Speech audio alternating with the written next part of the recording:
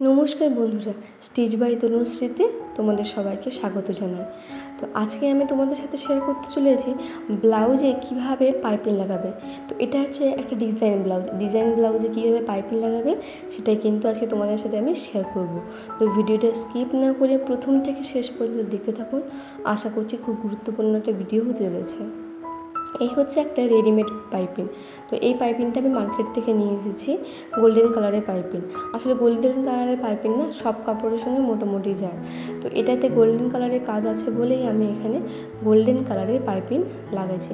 পাইপিংটা লাগাতে হবে ঠিক এইভাবে, কিন্তু তার ফিনিশিংটা আসবে। তো চলুন ভিডিওটা স্টার্ট করা যাক। তো প্রথমে কাপড়টাকে পুরোটা কিন্তু আমি কোনোটাই পট্টি বসাবো না, প্রথম থেকে শেষ পর্যন্ত কিন্তু আমি এই পাইপিংটাই লাগাবো। আর কোমরের দিকে আমি পট্টি লাগিয়ে দিয়েছি, এরপর গলা পট্টি লাগাবো। তো ব্লাউজের প্রথমে যে হুক ঘর আছে সেই হুক ঘরের প্রান্তেটাই কিন্তু আমি কাপড়টা পট্টিটা মুড়ে নিয়ে পাইপিংটা লাগাবো। দেখুন পাইপিংটা কিন্তু একটা দেখবেন সরু মোটা সুতো আছে ওই পাইপিংটার মধ্যে, ওর সাইডেই কিন্তু আস্তে আস্তে আপনাদেরকে সেলাই করতে হবে এইভাবে আস্তে আস্তে কিন্তু। আর হ্যাঁ, সূচটা যেন সুতোর থেকে বেরিয়ে না আসে, সবসময় যেন ওই পাইপিংয়ের মধ্যেই থাকে।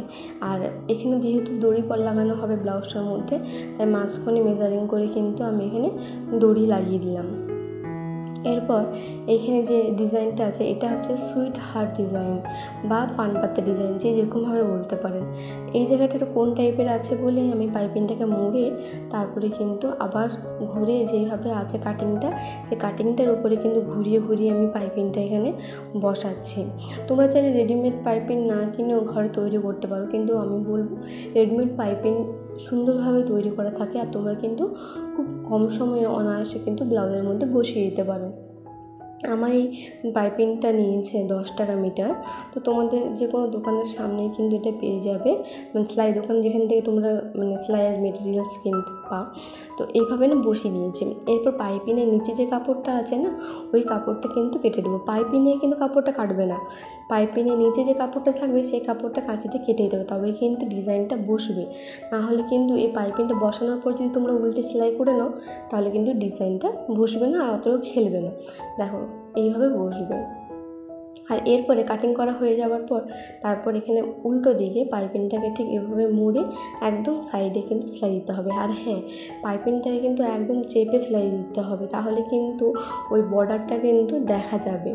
এইভাবে পুরোটাই কিন্তু আমার সেলাই করে নিতে হবে। এই দেখুন, দেখছেন কত সুন্দর সরু বর্ডারটাই শুধু কিন্তু আমার দেখা যাচ্ছে। এইভাবে পুরোটাকে আমি সেলাই করে নেব। তো আজকের ভিডিওটা কেমন লাগলো অতি অবশ্যই কিন্তু তোমরা কমেন্ট করে জানাবে। আর যদি তোমাদের ভিডিওটা ভালো লেগে থাকে তাহলে অবশ্যই লাইক শেয়ার সাবস্ক্রাইব করতে ভুলবে না। যারা আমার ফেসবুক পেজ থেকে দেখছো তারা অতি অবশ্যই আমার পেজটাকে ফলো করে দেবে। দেখো এইভাবে কিন্তু আমি পুরোটাই বসিয়ে নিচ্ছি। আর হ্যাঁ, পাইপিং কিন্তু যে কোনো ডিজাইনের ব্লাউজের গলাতে কিন্তু বসবে, শুধু যে রাউন্ড বা চৌকোতে বসবে তা কিন্তু নয়।